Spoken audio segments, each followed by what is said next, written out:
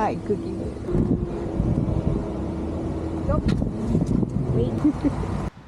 So I wanted to come to this park because there's a lot of things I love about this park and a lot of things that I dislike. I don't know if you could see me, but I hope that this comes out cool. What I really appreciate of the design of this park is the continuous loop. Having the lake in the middle makes it so you could have private spots where your dog could swim comfortably without another dog coming and spoiling the fun. Some dogs are more prone to playing than others, but he is really interested in me throwing this toy for him. That's what he prefers. That's what I'm gonna do. There are two entrances to this park, where I came in from and right over there. It diffuses the situation if your dog is one that doesn't like being crowded, so that's really nice. Now I should wear better shoes. Don't hear. Whoop. Go! Now I only stay in the park 20-25 minutes because it is very frequented by a lot of dogs, but also the risk of swallowing water, filling up the lungs. I just want to make sure that it is an activity that he does safely. So that's just my standard. Doesn't mean you have to follow it. It's just that's how I think about it. You should also know how to do CPR because you will be amazed how easily the dog get hurt, get injured, especially with these corals that you see. The limestone rocks that you see here. You saw the turtles. Yanko, leave it. Yanko. Ready?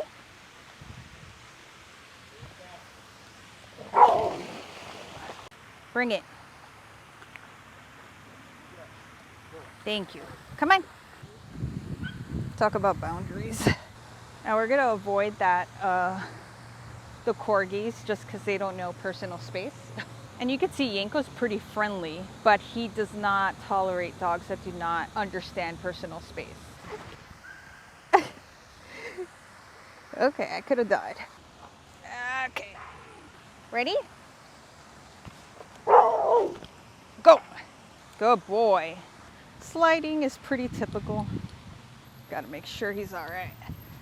Making sure your dog knows how to get out of any body of water multiple ways, because they're swimming, it's an activity. It could be a low impact activity, but the fact that they're thinking they can't get out puts strain and they panic. So if you're not keeping an eye out on them, and I hope that you are, even if they're a seasoned swimmer, you should always keep an eye on your dog. And the thing is, a lot of people are very anti-dog park. And I think it's because, yeah, you had a bad experience or you've heard about all these bad experiences. But there are a lot of things that could be avoided. A couple of things that dog owners do that do cause a bigger ruckus. People picking up their dogs, people keeping the dog on leash. You know, it seems to the human that that would be the right thing to do. But from the dog's perspective, that is not. It's very much human and not much dog. In a sense, you're trying to control your dog. And when you're going to the dog park, you're trying to let your dog be a dog.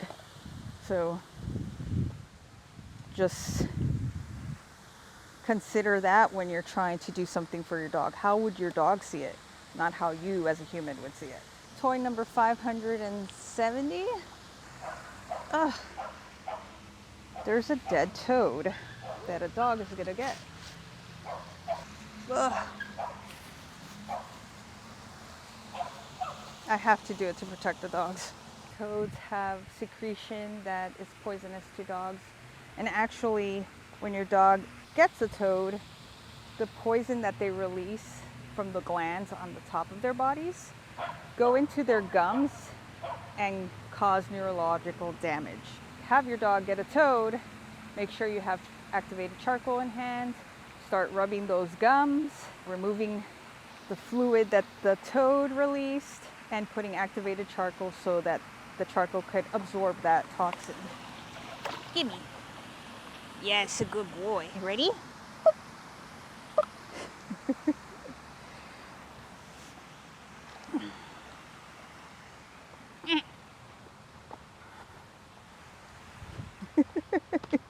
Ready, Cookie?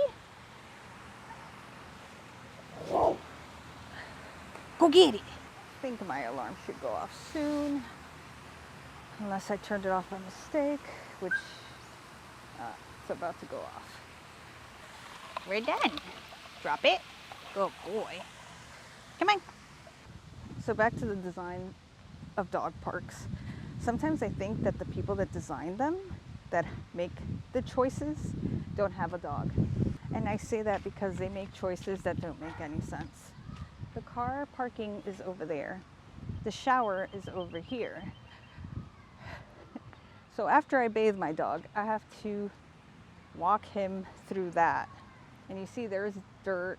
So me cleaning him here does nothing. Now there is space for parking here, but I got a ticket there because it says no parking.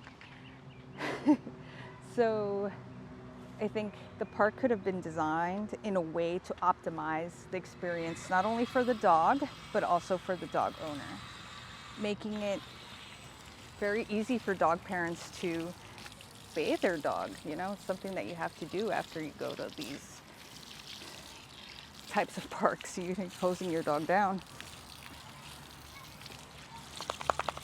Thank you, Inks. So we frequent this park quite a bit, so I'm not going to give him a full bath, but I do rinse him off. And you can see how their fur works. It's really cool. Good job. Thank you, Mr. Bear. Now, just because it's a dog park doesn't mean your dog could poop and you don't pick it up. There is a lot of bad stuff in dog poop, particularly if you don't feed a natural diet. Glyphosates, rendered meat that has toxic chemicals that your dog ingests, then drop into the earth.